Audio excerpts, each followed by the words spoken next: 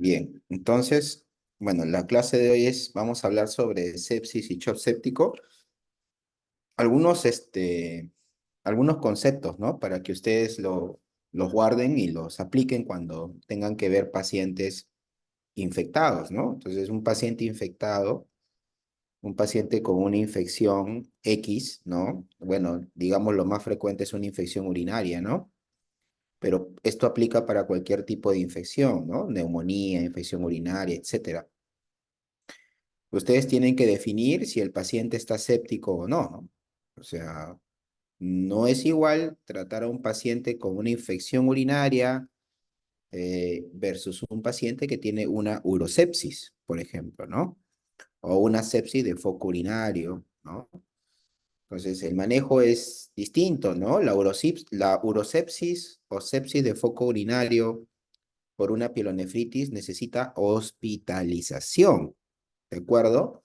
No hay manera de que ustedes manejen una sepsis ambulatoriamente, ¿no? Ustedes estarían incurriendo en una mala praxis, ¿de acuerdo?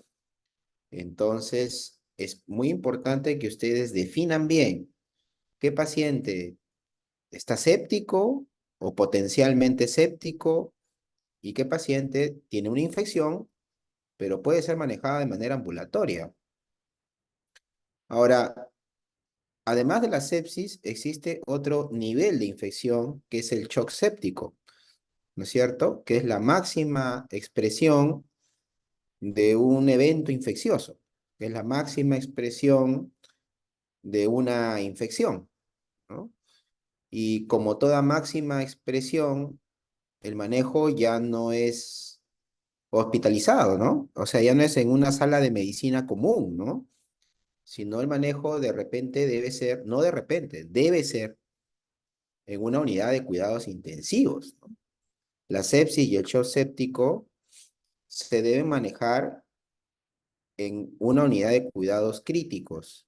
La sepsis de repente podría ser manejada en hospitalización si la condición clínica del paciente lo permite, ¿no? Pero el shock séptico sí debe ser manejado en UCI, sin dudas ni murmuraciones, ¿no? El paciente debe ser manejado en un área crítica.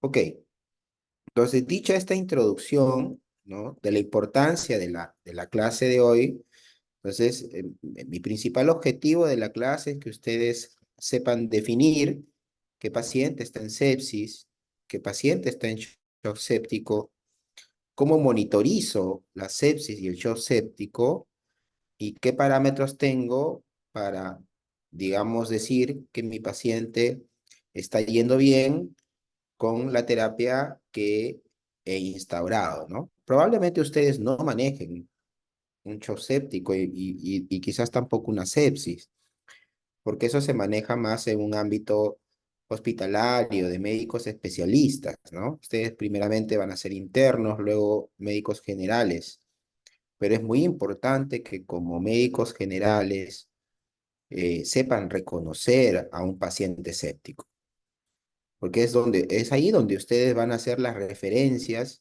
y van a brindar las recomendaciones tanto al paciente como a los familiares, decirles que ya ustedes no pueden manejar la infección en casa y que necesariamente el paciente necesita una asistencia hospitalaria, ¿no? Entonces las recomendaciones de ustedes tienen que ser básicas, ¿no? En otros países, para practicar la medicina, ¿no? Por ejemplo, en el Reino Unido, los general practitioners, así se les llama, eh, hacen la labor de médicos de familia, ¿no? O médicos de cabecera. Y estos profesionales de la salud, que acá lo llamamos médico general, tienen muy claro los conceptos, saben cuándo referirlos a los pacientes y saben hasta cuándo ellos pueden manejarlo de manera ambulatoria. Y esa es la idea, ¿no? Que ustedes hagan una medicina adecuada. Esta es la agenda de hoy. Parece bastante, pero en realidad vamos a tocar los puntos más relevantes. Y otra cosa que se me había encomendado era que la clase es de sepsis, pero enfocado en el adulto mayor también, ¿no? Porque entiendo que ustedes seguramente ya han tocado este tema en medicina interna o en otros capítulos de su formación. Entonces, bueno, los adultos mayores pues son bastante vulnerables a las infecciones. Aproximadamente un tercio de las personas mayores de 65 años ingresan a un nosocomio por un cuadro infeccioso, ¿no? Lo más habitual, y ustedes seguramente lo han visto o lo van a ver, son las infecciones urinarias y las neumonías, ¿no? Básicamente por eso ingresa un adulto mayor. Tiene un marcado impacto en la morbilidad porque los pacientes adultos mayores tienen mucho más riesgo de, digamos, desarrollar enfermedades graves y también, lógicamente, de secuelas, ¿no? Hay un impacto importante en las secuelas que puede generar esta sepsis, pacientes que a veces ya no tienen las fuerzas para regresar a sus labores cotidianas o quedan con algún tipo de discapacidad luego de estar hospitalizados por un evento séptico, ¿no? Imagínense ustedes, si a un paciente adulto joven una sepsis lo golpea, no solamente anímicamente, psicológicamente, sino también físicamente, en un adulto mayor, pues este impacto es mayor. Se han descrito alteraciones, ¿no? Es bien conocida las alteraciones en la respuesta inmunitaria, no solamente cuantitativa, ¿no? El paciente adulto mayor puede tener linfopenia, ¿no? Puede tener, digamos, la función de los neutrófilos y de los glóbulos blancos incluso pueden estar un poco disminuidas. Eso se le llama inmunosenescencia, ¿no? Así como el adulto mayor, sus órganos vitales comienzan a envejecer, el sistema inmunológico tampoco es ajeno a ello, tampoco es ajeno a esa evolución natural y también empieza pues a envejecer y a funcionar de manera inadecuada, ¿no? Ya no funciona como el sistema inmunológico que seguramente tienen ustedes.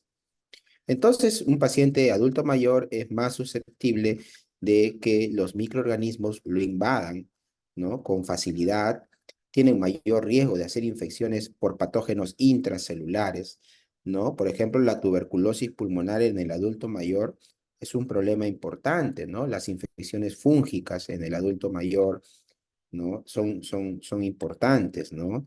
Las infecciones respiratorias, por ejemplo, ¿no? Los virus. Ustedes saben que los pacientes con influenza, adultos mayores, tienen mayor riesgo de hacer complicaciones, tienen mayor riesgo de hacer insuficiencia respiratoria aguda grave, mayor riesgo de conexión a ventilador, mayor riesgo de neumonía severa, ¿no? Una simple influenza que de repente a nosotros nos puede tumbar 2 o 3 días con fiebre y malestar general, a un adulto mayor lo puede llevar a la UCI, ¿no?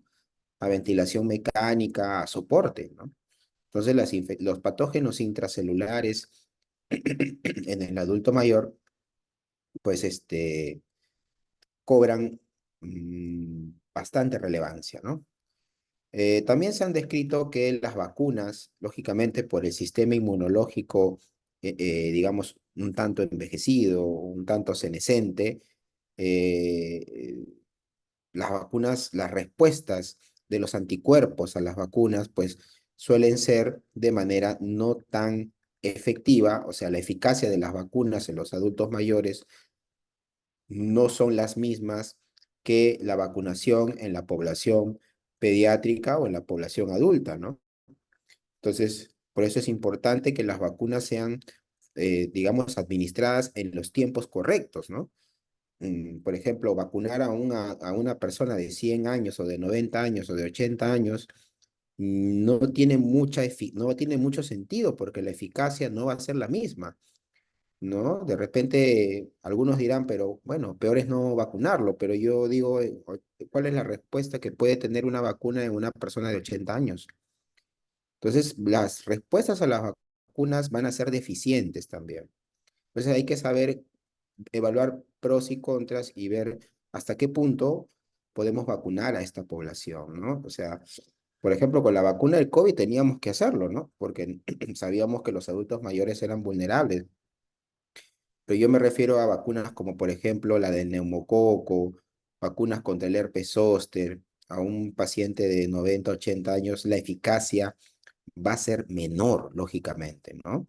No vamos a esperar una eficacia similar a la de la población adulta mayor joven, ¿no? Entonces, hay un deterioro también, se ha visto en los mecanismos de defensas contra hongos y patógenos virales debido a alteraciones en la traducción de señales después de la unión a citoquinas. Bueno, las infecciones en los pacientes mayores de 60 años son muy frecuentes, ¿no? En el año 2013 se describieron 243 episodios de infecciones, 243 millones de infecciones, perdón, 243 millones de personas mayores de 60 años, o sea, la población adulta mayor se está incrementando, ¿no? O sea, la esperanza de vida de la población está aumentando, ¿no? Porque ahora, digamos, los servicios de salud han mejorado, ¿no? Ah, digamos, ahora todo el mundo tiene SIS, ¿no? Antes, hace 10 o 15 años no había SIS, ¿no? Entonces, las personas que no tenían dinero no podían buscar atención, digamos, la atención de salud, ¿no? O sea, se hospitalizaban, pero no tenían para la tomografía, no tenían para las medicinas, y eso pues hacía que los pacientes no reciban tratamiento oportuno. Ahora con el SIS, digamos, un paciente de bajos recursos tiene posibilidades de tener un diagnóstico y al menos un tratamiento, digamos, no el mejor, porque sabemos la precariedad de los sistemas de salud en nuestro país, pero al menos tiene la oportunidad de tener un tratamiento o de tener de alguna atención médica, cosa que antes no lo había, ¿no? La gente moría en sus casas, no tenían cómo ir al hospital, no tenían para las Mamá, ni medicinas. hablamos en un ratito que tengo que ¿Ya? estudiar esto. Hay que apagar los audios, chicos. Esto es repetitivo, ¿no? Sí, estoy estudiando, mami. Apaguen los audios, por favor. Las hospitalizaciones, Saludos a tu mami. Mándale mis saludos a tu mami. Vale, te mando saludos, dice mamá. por favor, apaguen el audio, sus audios, revisen sus audios.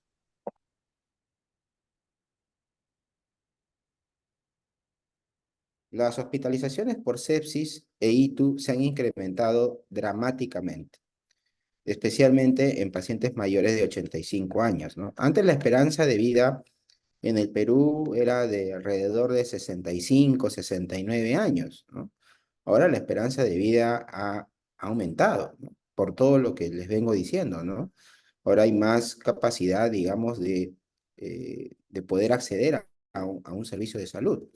Con respecto a la fiebre, hay que recordar que los pacientes adultos mayores, un tercio de ellos incluso pueden estar afebriles, ¿no?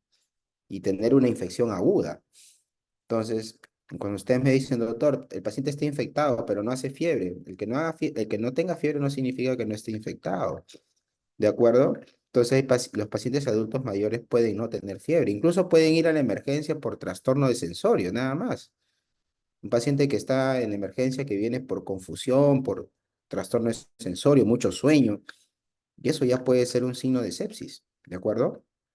Entonces, en los adultos mayores, considerar temperaturas iguales o superiores a 37,8 o temperaturas orales mayores o iguales a 37,2 o si conocemos la temperatura normal del paciente, si ésta se eleva en 1,1 de su temperatura basal, eso también nos debe hacer sospechar de que el paciente puede tener fiebre, ¿no? Supongamos que la temperatura basal de un paciente es 36,4 y si tiene 37,5 ya ha subido 1,1 de su temperatura basal. Entonces, eso ya puede ser considerado como fiebre. Ojo, estamos hablando de un paciente adulto mayor, ¿ya? Eso no aplica para un paciente adulto joven o joven, ¿ya? Entonces, la sepsis es una enfermedad común, mortal y costosa en todo el mundo, ¿no? Estar con sepsis es, digamos, tener un paciente que requiere una atención prácticamente exclusiva, ¿no? ¿No? Requiere de cuidados, requiere de incluso monitoreo invasivo, ¿no? Entonces, es una de las causas más comunes de muerte en los pacientes de la unidad de cuidados intensivos. A veces es difícil de diagnosticar una sepsis. Ustedes creen que a veces diagnosticarla es fácil, ¿no? El diagnóstico es fácil cuando el cuadro clínico es la del libro, ¿no? Pero hay situaciones donde diagnosticar una sepsis puede ser difícil. Por ejemplo, en el contexto de un paciente lúpico, por ejemplo, ¿no? Una paciente lúpica está haciendo fiebre, está haciendo leucopenias, ¿no? Está haciendo elevación de marcadores inflamatorios, pero todo eso puede ser por el lupus o pacientes con vasculitis sistémica, ¿no? Ingresan una paciente adulta mayor, joven, con signos inflamatorios, con fiebre, ¿no? Entonces, ustedes dicen esto es sepsis, pero al final termina siendo una vasculitis sistémica, una hemorragia pulmonar, un síndrome de Good-Pasteur, o una hemorragia alveolar, o un síndrome de Chur-Strauss, ¿no? O un síndrome pulmón-riñón, ¿no? Por una vasculitis. Y el cuadro clínico es muy similar a una sepsis, incluso un paciente con infarto agudo de miocardio, ¿de acuerdo? Puede tener una clínica muy similar a una sepsis, una falla cardíaca también. ¿Cuántas veces hemos visto pacientes que han sido diagnosticados de neumonía y han sido fallas cardíacas congestivas, ¿no? Entonces, no es tan fácil diagnosticar una sepsis. Entonces, hay una serie de, digamos, parámetros, ya sean laboratoriales, clínicos, que nos, digamos, nos ayudan a inclinar más la balanza que si esto puede ser infeccioso o no infeccioso, ¿ya? Pero siempre, cuando ustedes tengan un paciente agudamente enfermo, no crean que todo es infeccioso, también sopesen la posibilidad de que el cuadro clínico pueda obedecer a etiología no infecciosa. Entonces, las definiciones de sepsis y shock séptico han ido variando con respecto a los años, ¿no? En el año 1991 se consideraba sepsis, por ejemplo, la presencia de SIRS, o sea, del síndrome inflamatorio de respuesta sistémica, más la sospecha de un foco. Eso era sepsis. Y luego esta definición ha ido cambiando, ¿no? Hasta la última definición del año 2016, ¿no? Donde ya se reconoce a la sepsis como una infección que compromete un órgano blanco. O sea, es un paciente que tiene una infección, pero que además está comprometido, hay disfunción de un órgano. ¿Y cómo evaluamos la disfunción del órgano?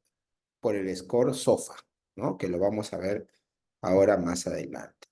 Entonces, antes la sepsis se le conocía por una alteración, ¿no? En la respuesta inmunológica, ¿no? O sea, en una balanza, la respuesta proinflamatoria superaba grandemente a la respuesta contrarreguladora, que era el CARS, ¿no? O sea, el SIRS superaba al CARS, que era la respuesta contrarreguladora.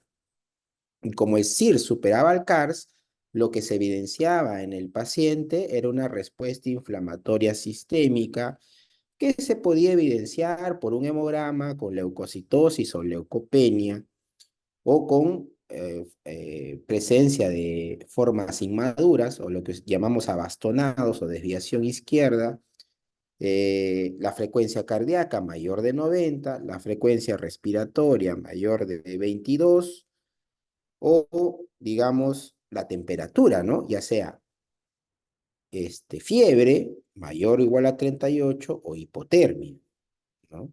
Esos eran los criterios. Si el paciente tenía dos o más de estos criterios, ya se decía que estaba en un estado de síndrome de respuesta inflamatoria sistémica.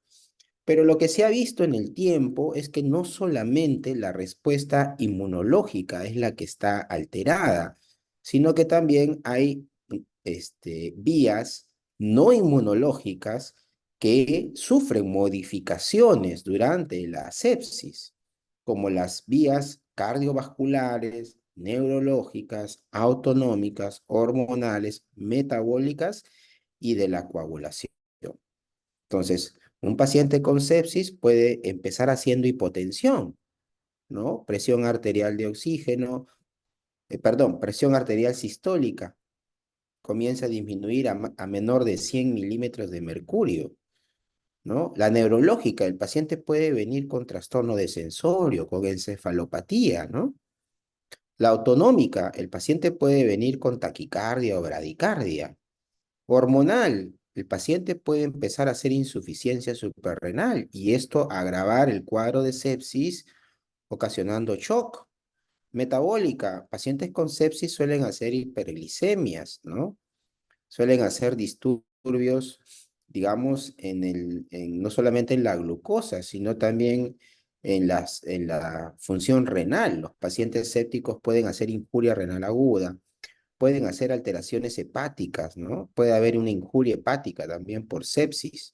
Y de la coagulación, pacientes con sepsis que son mal controlados pueden llegar a hacer coagulación intravascular diseminada, pueden estar haciendo plaquetopenia, ¿no? Por eso es importante en un paciente séptico solicitar un hemograma, ¿no? El hemograma no solamente sirve para ver los glóbulos blancos, sino también sirve para ver la hemoglobina y ver las plaquetas. Entonces, un paciente séptico no solamente es respuesta inmunológica, ¿no? Sino también hay vías no inmunológicas que pueden estar alteradas o pueden sufrir modificaciones.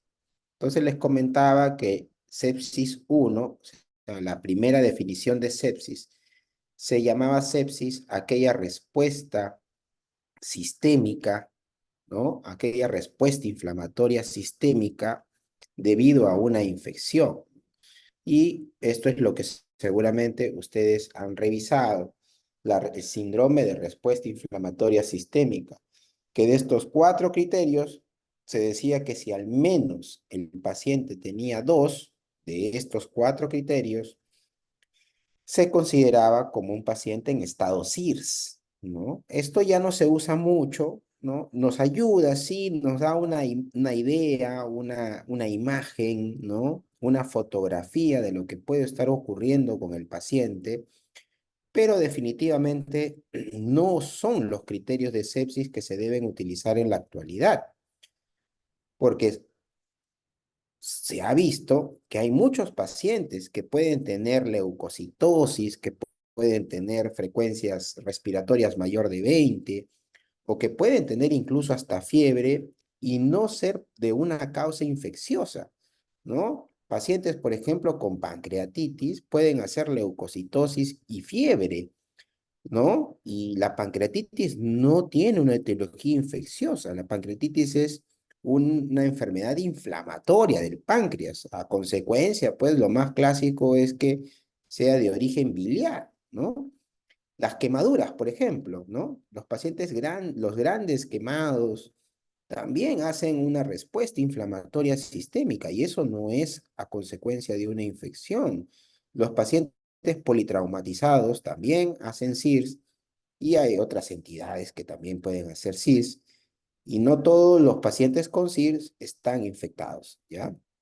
Entonces, por eso es que el SIRS se dice que no es exclusivo de la sepsis. Hay otras entidades no infecciosas, las vasculitis, por ejemplo, las enfermedades autoinmunes, incluso algunas neoplasias, pueden hacer SIRS y eso no significa que el paciente esté infectado. Entonces, por eso que este concepto de sepsis 1 fue siendo relegado, ¿no? Porque se dieron cuenta los los intensivistas, el panel de expertos, que eso no es SIRS, el SIRS no solamente es explicado por la infección.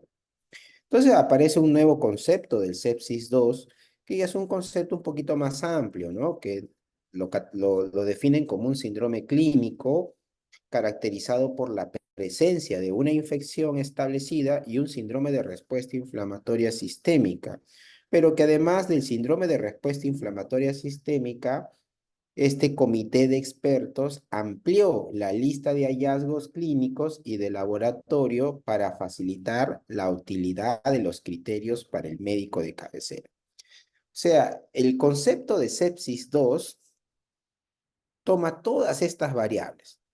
¿no? Que son muy extensas, ¿no? Ustedes ven acá en la pantalla. Son muy extensas. En sepsis 1 solo tomaban 4 variables y se decía que con 2 o más ya el paciente estaba en un estado de respuesta inflamatoria sistémica. El concepto de sepsis 2 toma una serie de variables clínicas y laboratoriales, ¿no? Por ejemplo, ya ellos están considerando la hipotensión, están considerando la hipoxia, la oliguria, las anormalidades en la coagulación, el hilio, la trombocitopenia, los niveles de bilirrubina elevada, lactato elevado, etcétera, ¿no? Pero se vio que esto era muy engorroso, ¿no? Se vio que esto, o sea, el médico, digamos, el general practitioner, o el médico general, o el médico de familia, tenía que tener una serie de exámenes de laboratorio para poder determinar si el paciente realmente estaba en sepsis, y no era muy práctico, ¿no? La idea de definir a un paciente séptico debía ser algo más rápido, porque ustedes saben que cada hora que pasa con un paciente séptico es un tiempo perdido y que eso a las finales puede tener una repercusión en su mortalidad. Y por eso aparece esta definición de sepsis 3, que ya no solo involucra la parte inmunológica, sino que también involucra la parte de la disfunción de órganos, ¿no? Que amenaza la vida, causada por una respuesta no controlada a la infección. ¿Y cómo evaluamos esta disfunción de órganos? Con el score SOFA, ¿no? La respiración lo evaluamos con el PAFI, ¿no? Con el PAFI, ¿no? La relación entre la presión arterial de oxígeno y el FiO2. La coagulación lo evaluamos con los niveles de las plaquetas. En este caso, si hay trombocitopenia, es un punto. El hígado lo evaluamos con la elevación de las bilirrubinas. La función cardiovascular lo evaluamos con la hipotensión, con la presencia de la hipotensión. El sistema nervioso central lo evaluamos con el trastorno de sensorio, y la función renal lo evaluamos con la elevación de la creatinina o disminución del flujo urinario, ¿no? Y esto es más práctico, ¿no? Esto es más práctico, mucho más práctico, ¿no? Si había una alteración en 2 o más de estas variables, se lo catalogaba al paciente como séptico, ¿no? Tenía el paciente, además, que tener una infección y 2 o más de estas variables, ¿no? La mortalidad de la sepsis ha disminuido porque tenemos antibióticos a disponibilidad. En Europa, en Estados Unidos, la mortalidad de la sepsis ha disminuido de 28 a 18%. En nuestro país no sé si ha disminuido tanto. Yo creo que ha disminuido, pero no tanto, porque aún pues seguimos careciendo de algunos recursos, ¿no? Entonces, cuando se evaluó, digamos, qué pacientes hacían sepsis en una gran cantidad de hospitales en los Estados Unidos, se vio que la gran mayoría de los pacientes que tenían sepsis eran pacientes adultos mayores, ¿no? Eran adultos de 60 a 79 años, 46, casi 47%, ¿no? La media, 66 años para hacer sepsis, ¿no?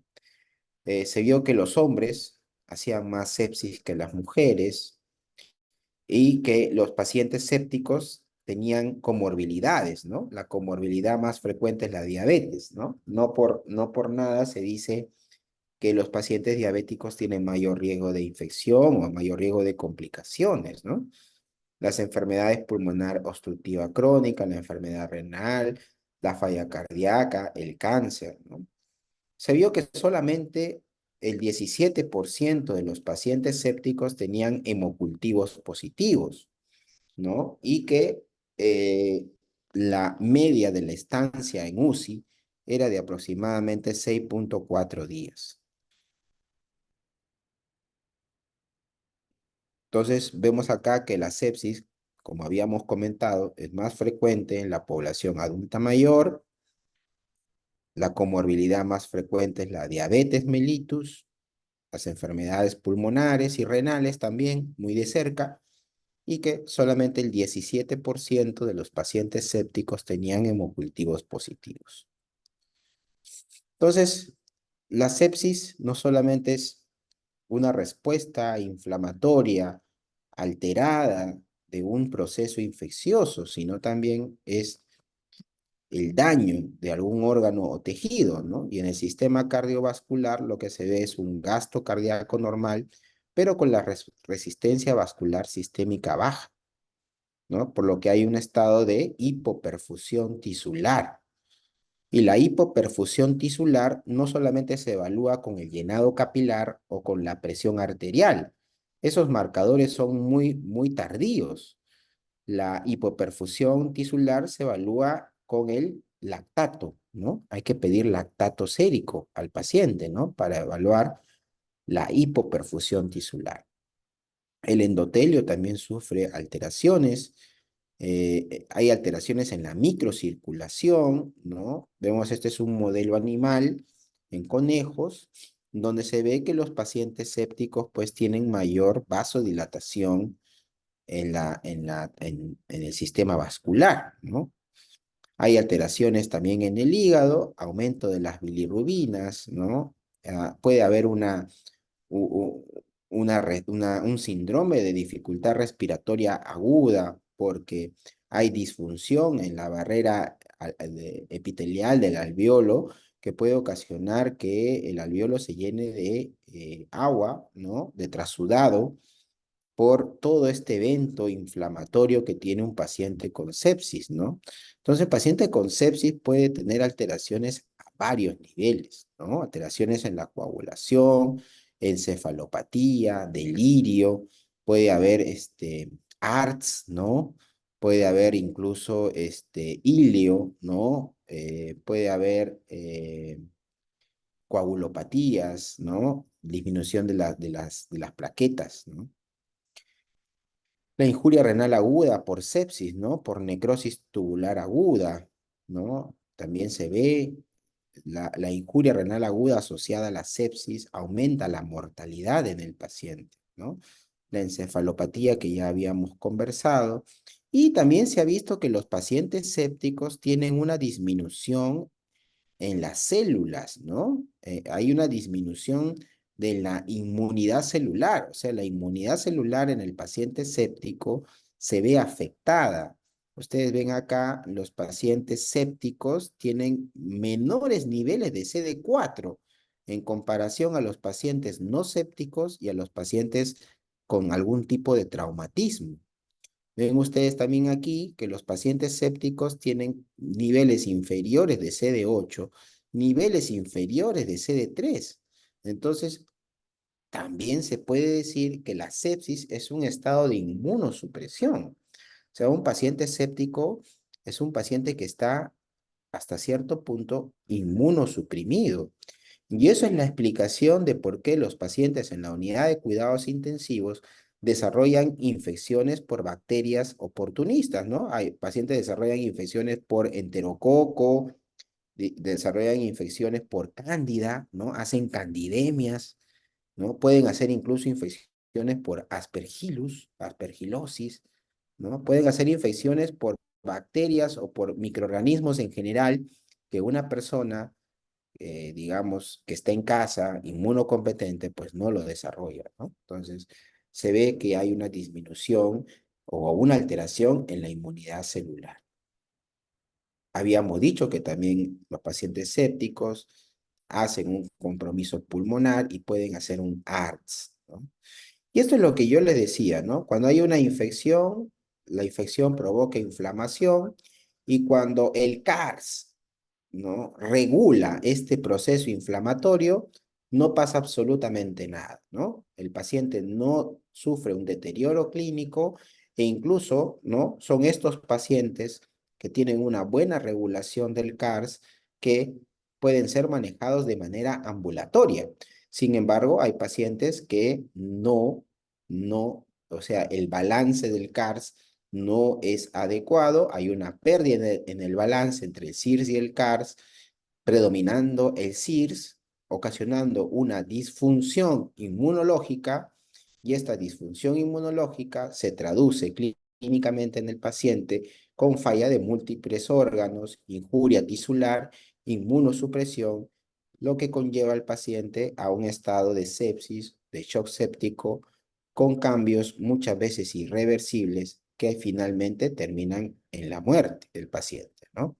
Hay una serie de enzimas que ustedes ya conocen, la interleucina 1, el factor de necrosis tumoral, la interleucina 1 beta, ¿no? Que son mediadores inflamatorios, ¿no? ¿De acuerdo?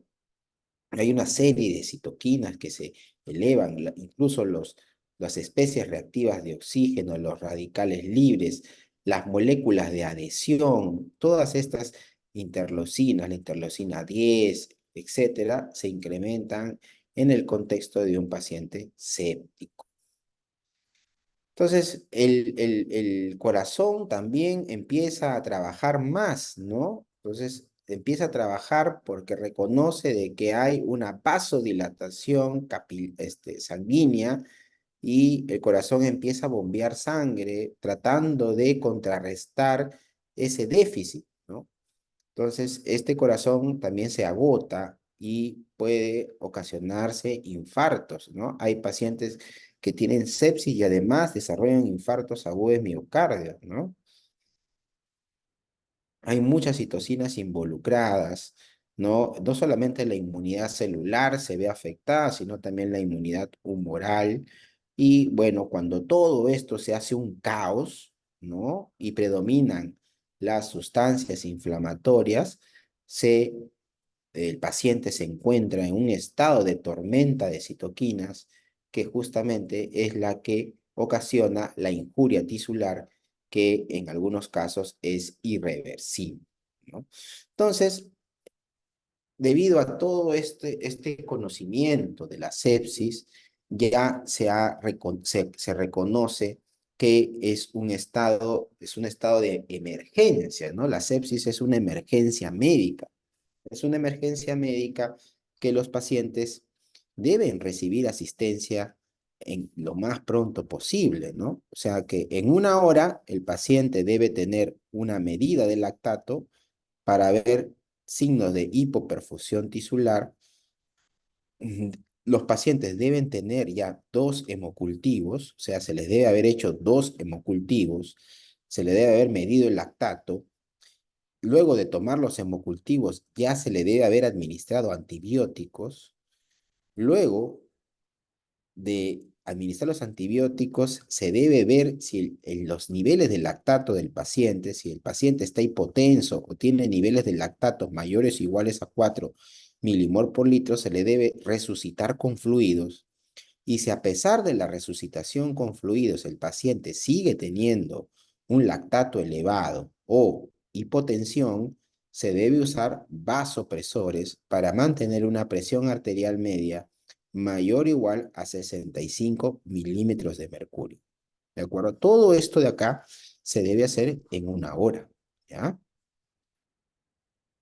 Aquí nuevamente, ¿no? Está todo lo que se debe hacer en una hora, ¿no? La medida del lactato, la obtención de los cultivos, la administración de antibióticos, la resucitación con fluidos si hay hipotensión o los niveles de lactato son mayores o iguales a 4 milimoles por litro, y la aplicación o el uso de vasopresores si el paciente, a pesar de la resucitación con fluidos, no ha logrado obtener una presión arterial media mayor o igual a 65. Entonces, es muy importante tomar los cultivos, ¿no? Es muy importante tomar cultivos en pacientes infectados.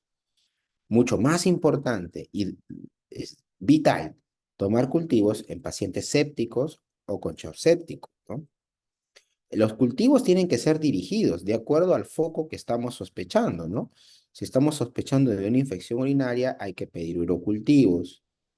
Si estamos sospechando de una neumonía, hay que pedir no sé, un aspirado traqueal, un lavado broncoalveolar, etcétera, ¿no? Si estamos sospechando de una meningitis, un cultivo de líquido cefalorraquídeo, ¿no?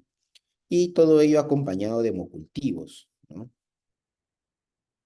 Hay que hacer una buena historia clínica ¿no? La historia clínica es muy relevante, hay que preguntar por reacciones adversas a medicamentos, historia previa de uso de antibióticos, ¿no? Hay que revisar los dispositivos vasculares, ¿no? Muchas veces la infección es ocasionada por un dispositivo, ¿no? Ya sea por un catéter, por un marcapaso, por una derivación, hay que revisarlos, ¿no? Y hay que ver si estos están infectados para poder retirarlos, ¿no? Hay que solicitar biomarcadores, ¿no? Una forma digamos, de diferenciar de repente una respuesta inflamatoria sistémica no infecciosa de una infecciosa es con la ayuda de los biomarcadores. La proteína C reactiva, la procalcitonina nos ayudan bastante. Las pruebas de imágenes, ¿no? Si estoy sospechando neumonías, infecciones intraabdominales complicadas, solicitar tomografías, ecografías, ¿no? La PCR es muy importante, ya sabemos que se eleva rápidamente, ¿no? Nos ayuda para infecciones agudas, ¿no? La BSG, que también es otro marcador de fase aguda, no nos ayuda tanto en un proceso séptico, ¿no? Porque no se eleva tan rápida como la PCR. La PCR es inespecífica, chicos. PCR elevada no es igual a infección. Sí, claro, si estoy sospechando de una infección, será así, pero la PCR también se puede elevar en otros contextos no infecciosos, ¿no? Como en las enfermedades inmunológicas o, como habíamos dicho anteriormente, en pancreatitis, en pacientes quemados, en pacientes politraumatizados. La procalcitonina elevada ya nos indica más la presencia de una bacteria, ¿no? De una infección bacteriana, más que de una infección viral, ¿no? El lactato que siempre hay que pedir para medir, para darnos una idea de cómo está la hipoperfusión tisular. Miren ustedes que los antibióticos son muy importantes, ¿no? Cada hora que pasa, la mortalidad del paciente aumenta si es que no iniciamos antibióticos o si los iniciamos, pero de manera inadecuada. Por eso es importante plantear el foco de la infección, porque de acuerdo al foco de la infección, vamos a instaurar terapias antimicrobianas empíricas, ¿no? Si yo digo sepsis, foco urinario, tengo que dirigir mi terapia contra los gram negativos. Si digo sepsis, foco abdominal, tengo que dirigir mi terapia contra los gram negativos y los anaerobios. Si digo sepsis, foco pulmonar, debo dirigir mi terapia contra los gram positivos, ¿no? Porque generalmente las neumonías son por gram positivos y son las neumonías adquiridas en la comunidad, ¿no? Estreptococo, por ejemplo. Pero si es una neumonía intrahospitalaria, debo dirigir mi terapia para los gram negativos, incluyendo pseudomonas, ¿no? Ahora ya va a depender si usamos terapia doble o terapia combinada o monoterapia. Eso va a depender, chicos, eso va a depender del sitio de la infección, del nivel de la infección y de los mapas microbiológicos de los hospitales, ¿no? Si hay mucha resistencia en un hospital, de repente conviene dar terapias combinadas, ¿no? La resucitación con fluidos es muy importante, ¿no? Podemos usar cloruro de sodio, ¿no? Al 9 por mil, podemos usar lactato de Ringer, ¿no? Cualquiera de las dos. Incluso también podemos usar coloides, ¿no? Pero la resucitación con fluidos se recomienda principalmente usar cristaloides, ¿no? La resucitación con fluidos es para mantener una presión arterial media mayor o igual a 65, ¿ya? Miren ustedes, muchas personas, muchos investigadores se han preguntado cuál es la mejor estrategia, si usar coloides, usar cristaloides. Lo que se recomienda en líneas generales es usar cristaloides, ya sea lactato de Ringer o el cloruro de sodio al 9 por mil. El control del foco es importante, ¿no? Si yo tengo una sepsis de foco abdominal por una apendicitis, el paciente tiene que entrar a la sala de operaciones, ¿no? A controlar la apéndice, a sacar la apéndice. El cirujano tiene que entrar a sacar la apéndice, lavar la cavidad abdominal y antibióticos, ¿no? El antibiótico solo no va a resolver el cuadro clínico, ¿no? La fluidoterapia es muy importante, ya hemos dicho por qué, y el uso de vasoactivos cuando no logramos, digamos, no logramos mantener la presión arterial media mayor o igual a 65. Se usa la noradrenalina, se puede usar epinefrina, vasopresina, dopamina o dobutamina. el vasopresor o el vasoactivo más utilizado y mayor recomendado es la noradrenalina, ¿ya? La noradrenalina es el más recomendado. Miren ustedes, en sepsis hay que monitorizar la presión arterial media, acuérdense de eso, la presión arterial media hay que monitorizar el punto de corte 65 milímetros de mercurio. Antes se controlaba la presión venosa central, antes se controlaba la PVC, pero eso ya no se usa mucho, ¿no? El objetivo era mantener una PVC entre 8 a 12 milímetros de mercurio, ya no se usa mucho, ya no se mide la PVC. Ya ahora hay otros métodos para medir, digamos, la sobrecarga hídrica, ¿no? En el paciente, ¿no? Ahora se mide el diámetro de la vena cava inferior, ¿no? Generalmente, ¿no? Ya no se mide la PVC, pero la presión arterial media sigue siendo útil. La presión venosa mixta, ¿no? De oxígeno menor de 70 nos indica que el paciente necesita transfusión sanguínea, ¿no? También ya no se usa mucho porque había que poner un catéter que llegue al golfo de la yugular y eso pues es un procedimiento invasivo que acarreaba riesgos, ¿no? Ya no se usa mucho, ¿no? De todo lo que se usa para el monitoreo de la sepsis es la presión arterial media, el flujo urinario, ¿no? El paciente debe mantener un flujo urinario mayor o igual a 0.5 cc por kilo hora. ¿Qué más se vigila? El, el uso de vasoactivos, ¿no? Tenemos que ir titulando los niveles de noradrenalina hasta ir retirándola, ¿no? Cuando el paciente ya empieza a controlar el cuadro séptico, ya no necesita vasoactivos, ¿no? Poco a poco el mismo paciente va regulando su presión arterial. Muy bien, chicos, no sé si hay alguna pregunta.